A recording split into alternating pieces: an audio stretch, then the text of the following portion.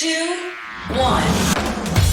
7 things you probably didn't know you need to know. I'm Jamie East, and this is the Smart 7. Good morning, everybody. It's Thursday, the 9th of September, and it's Emergency Services Day. And a big happy birthday to Hugh Grant, Adam Sandler, Gok Wan, and Michelle Williams. 7. MPs voted on Wednesday evening on Boris Johnson's proposals to increase taxes by raising a national insurance levy of 1.25% to fund the NHS and reform social care. The ayes to the right, 319. The noes to the left, 248. So the ayes have it, Unlock. Only 5 Tories voted against the proposal, which passed despite objections from Labour leader Keir Starmer. Now they're telling millions of working people that they must cough up more tax. Isn't this the same old Tory party, always putting their rich mates and donors before working people?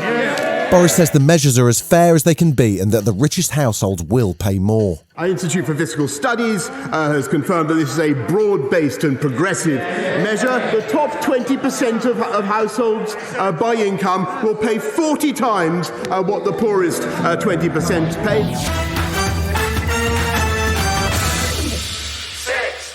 There were 38,975 new cases of COVID-19 yesterday and 191 additional deaths.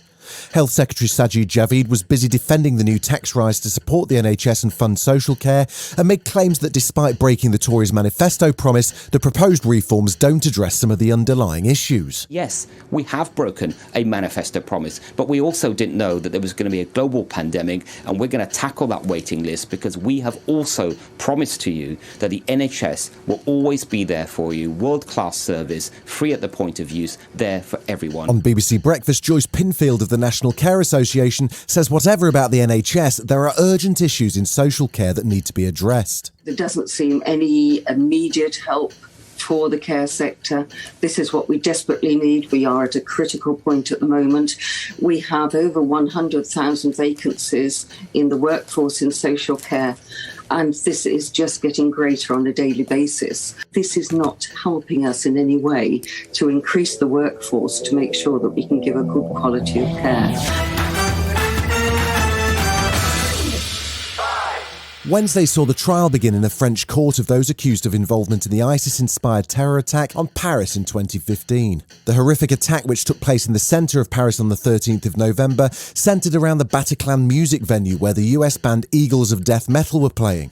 130 people died in the attack and hundreds more were injured as suicide bombers blew themselves up outside the Stade de France.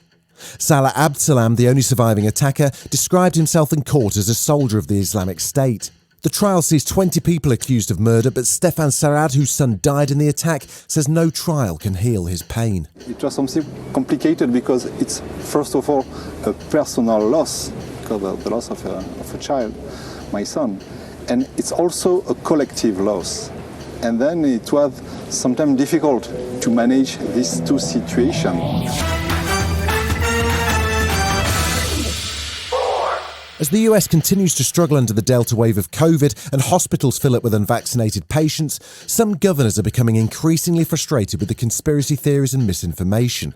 Some anti-vaxxers have been taking ivermectin, which is mainly used for deworming horses and is not recommended in any way for treatment or prevention of COVID. One Republican governor's had enough, Jim Justice of West Virginia. For God's sakes a living, how difficult is this to understand? Why in the world do we have to come up with these crazy ideas? And they're crazy ideas that the vaccine's got something in it and it's tracing people wherever they go. And the same very people that are saying that are carrying their cell phones around. I mean, come on. Still to come on the Smart 7, Jennifer Aniston and Reese Witherspoon chat friends, and Emma Raducanu makes history. Right after this. We've just launched a new bonus series called The Smarter 7. It'll get you up to speed on major events or important topics, and you can hear the first episode now, which takes you through the events of 9/11. Just search for it in your regular Smart 7 feed. 3. Last night saw more World Cup qualifying action, with England facing Poland in Warsaw and Wales taking on Estonia. Both games ended in a draw, with England grabbing a point in a game that finished 1-1, while Wales couldn't break down Estonia and ended 0-0. All eyes were on the US Open tennis, however, where 18-year-old British player Emma Raducanu became the first qualifier ever to reach the semi-finals of the US Open and the youngest player to reach this stage. She remained typically modest even as she heads into the final four. How are you doing this? Well, I've got an absolutely amazing team here with me, everyone over there. Well, he's keeping me in one piece. And I also have a team back home that we've been staying in contact, but they couldn't be here, but I'm sure they were watching, I hope.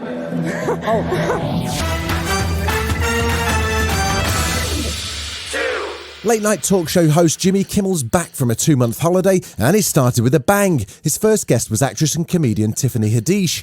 She spilled the beans on the time she accidentally got herself a job as a phone sex operator, and, well, she certainly had the patter down. I called myself Patricia, and I would say, when they would call in, and I'd be like, "Hi, caller, what's your name?" They'd be like, "My name is Ted. What's your name?" And I'm like, "My name's Patricia. I'm 5'6". I'm Hawaiian and black. I have hair all the way down to my ass, and I wear 36 double D. And I'm a cheerleader at USC. And sometimes when I cheer, my boobs hit me in the chin."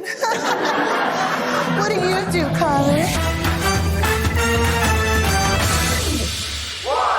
The One Show had some serious A-listers on screen on Wednesday. Jennifer Aniston and Reese Witherspoon were on to talk about their Apple TV project, The Morning Show. But they ended up reminiscing about the time that Reese played Rachel's sister on Friends. It was just wonderful. I got to spend 2 weeks with them, and Jen was so incredibly nurturing and sister-like. Amazing. And Schwimmer was so wonderful. And, you know, you just saw the magic of these people who were the best at what they do. Bringing such humanity to these characters, but also drop of a hat humor. Love it. That was really a masterclass just watching them work. This has been The Smart 7. Wherever you're listening, do us a favour and hit the follow button. We'll be back tomorrow at 7 a.m. Have a great day. Written, produced and published by Daft Doris.